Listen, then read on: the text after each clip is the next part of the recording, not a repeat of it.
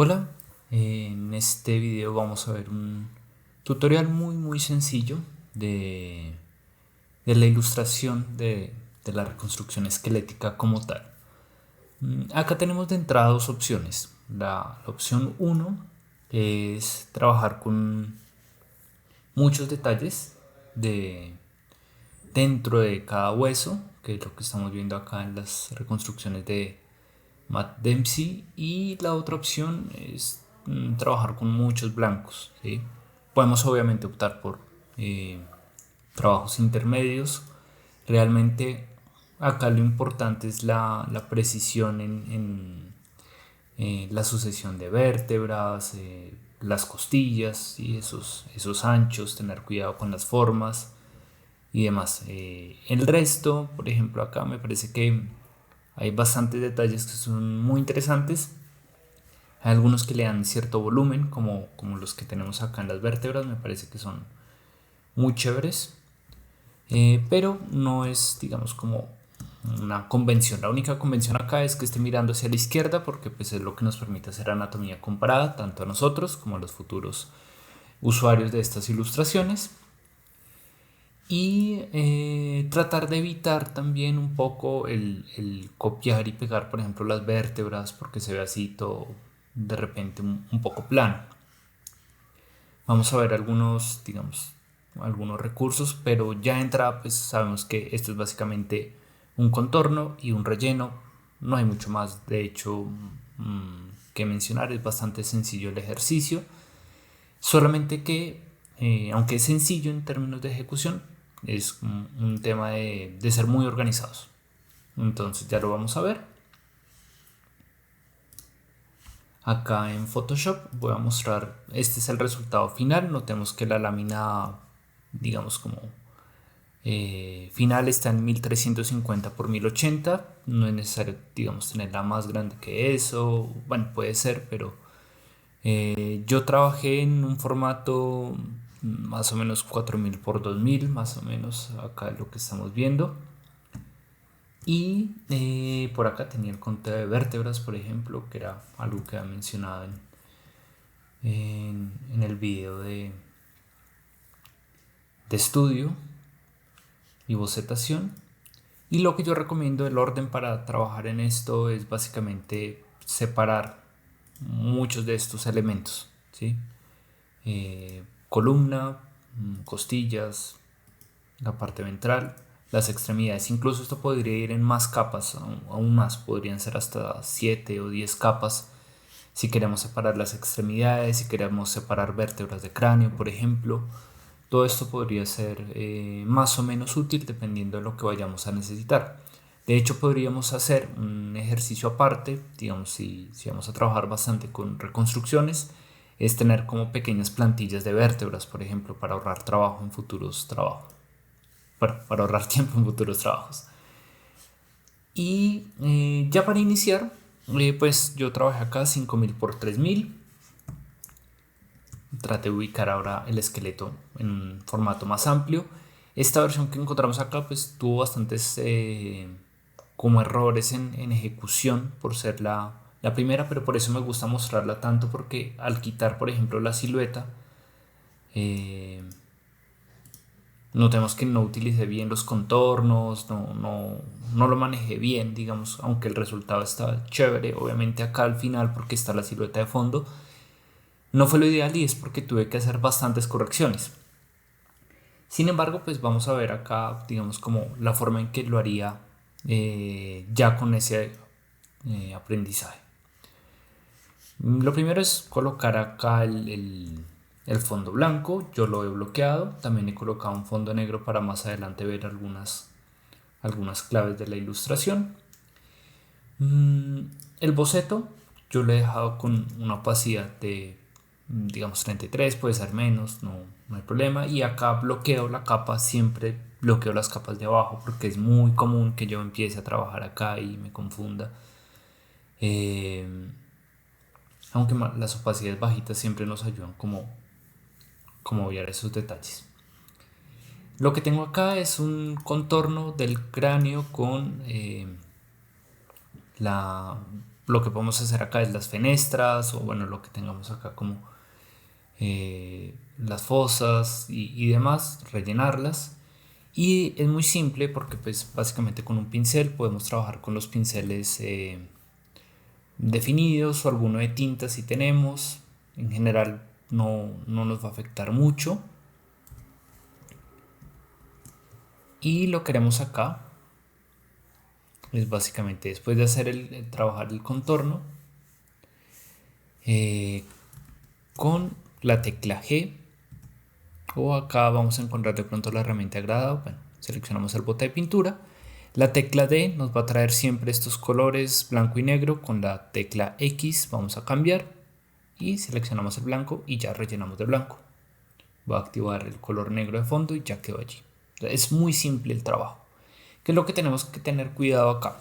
Por un lado, el grosor del contorno, que no nos vaya a quedar demasiado grueso. Esto podría ser, digamos, contraproducente al trabajar con vértebras o, por ejemplo, con la dentición. Y estos bordes acá donde se juntan los trazos, es muy difícil hacer como todo esto en una sola pasada. Entonces, aunque utilicemos la herramienta suavizar, eh, podemos utilizarla más y demás. Bueno,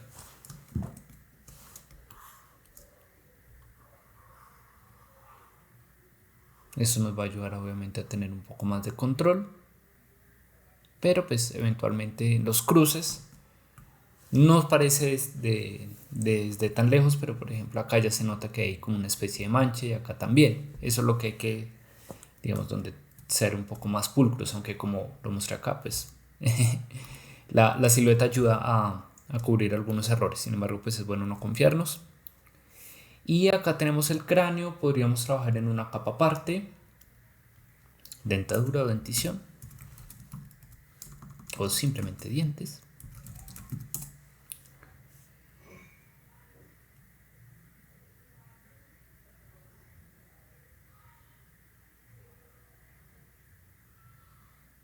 Y como vamos a tener bastantes dientes, entonces ya sabemos que eh, estaría bien dejarlo como en una capa aparte para otros trabajos. Tecla G, X y relleno. Si se nos ve la cruz es porque tengo activadas las mayúsculas. Y bueno, ya ahí el resto es como corregir errores, cambiar las formas.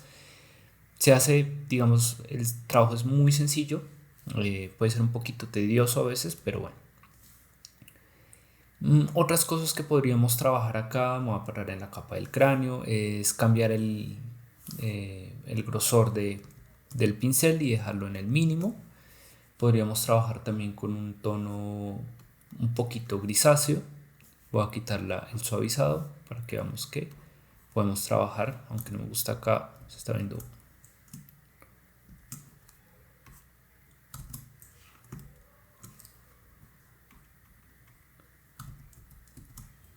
se está viendo un poquito pixelado, pero ya. Acá podemos trabajar esos detalles que estábamos viendo, por ejemplo acá. Bueno, acá no voy a poder hacerlo porque no estoy en la vértebra.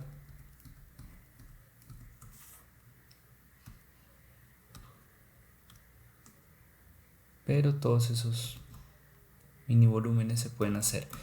Acá podríamos hacerlo también, digamos, bajándole el gris, ¿sí? Como el color oscuro para que quede un poco mejor. Podríamos trabajar en un tamaño incluso más amplio, pero si vamos a trabajar en estos detalles, ¿sí? Para que no sea incómodo de trabajar con una ilustración tan pixelada, sí podríamos trabajar en un formato más amplio, en un lienzo más amplio, y ahí notemos que podemos trabajar con muchos detalles, aunque insisto, no siento que sea algo como tan relevante y tan necesario por ahora. O sea, es un poco como a gusto y ahí ya obviamente podemos texturizar un poco mejor. También podríamos utilizar ese gris para las suturas del cráneo.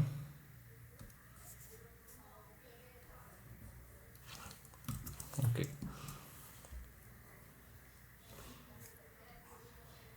Bueno, acá faltan muchísimos detalles, pero podríamos hacerlo, cambiar y acá añadir un poco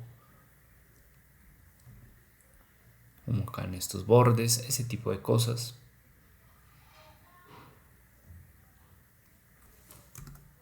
y ahí la ilustración comienza a tener un poco más de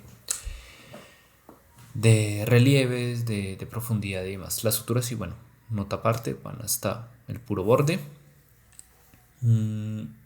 Y bueno, otros elementos, digamos, como otros trucos acá que podemos hacer. La vértebra está coloreada. Voy a colocar, pues, digamos, un ejemplo del fondo negro para que veamos. Acá lo que hice fue copiar la vértebra. Está encima, que es algo que no es tan útil, pero es como para que veamos qué es lo que pasa si lo hacemos de esa manera. Acá hice una copia, bueno, antes de hacerle esa textura, y lo que podemos hacer es ponerla debajo y ahí ya tenemos una segunda vértebra. Entonces ahí nos ahorramos algo de tiempo, sobre todo en las que están muy contiguas. ¿Cuál es el problema? Lo que vimos acá en la representación del Liopleurodon, y es que va a quedar de repente muy plana, ¿sí? Aunque le realicemos cambios en la parte neural, en los procesos, ¿sí? Eh, Ahí vamos a tener, digamos, como una suerte como de maqueta, y a veces no es tan chévere. Acá vuelvo y la copio, la sitúo debajo, y lo que puedo hacer acá es comando T, y con la tecla Shift presionada mientras hago esta modificación, va a quedar un poco más grande, ¿sí? Entonces ahí podemos cambiar el tamaño, podríamos ampliarla acá, también podríamos deformarla con esta herramienta.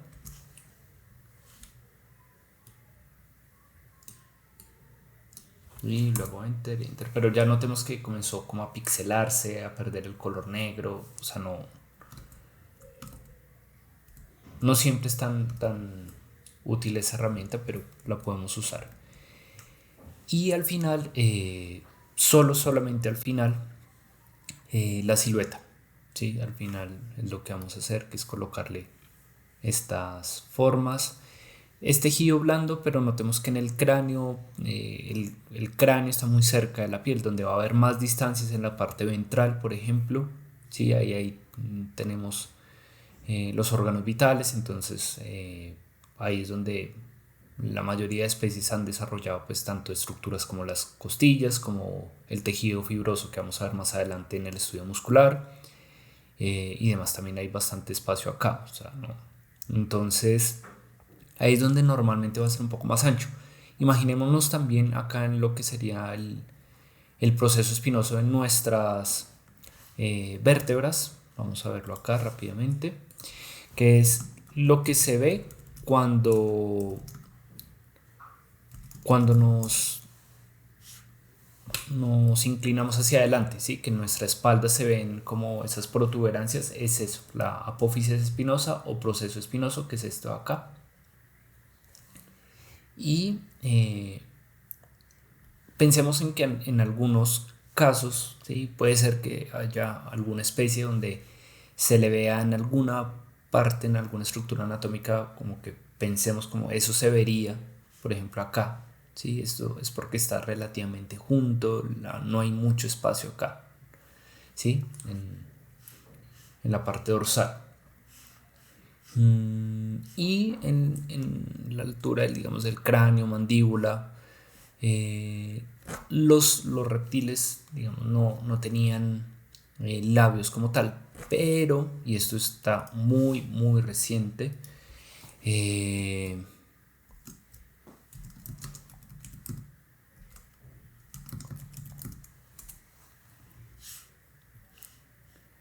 el tiranosaurio rex tenía labios de lagarto que ocultaban sus dientes. Esto digamos, se estableció ahí en la noticia porque eh, los dientes no estaban tan desgastados, es decir, no estaban tan expuestos. Entonces eso ayuda a pensarlo como el dragón de Komodo realmente. Tiene también como una especie de labio realmente. Pues bueno, toda la parte digamos, como de los memes, obviamente va a ir a apuntarles a otra cosa, pero es este tipo de estructura que cubre los dientes. Sí, es eso. Entonces, detalles, obviamente, de lo que viene siendo la caducidad, justamente de la ilustración paleontológica. Y ya por último, bueno, también detalles que podrían ayudarnos, estas líneas de acá, como para en algunas extremidades, ¿sí? En huesos largos. Estas de acá, por ejemplo, como las costillas que tengan como esa especie como de profundidad allí, ¿sí? Como inserción también.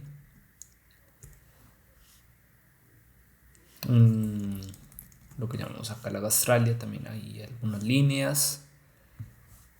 Esto también es, digamos, un poco repetitivo. Bueno, en el caso de la fauna marina es donde encontramos estas estructuras, pero bueno, mal que bien, falanges y demás, igual, o sea, igual es trabajo, no es que una especie demande más trabajo que la otra realmente.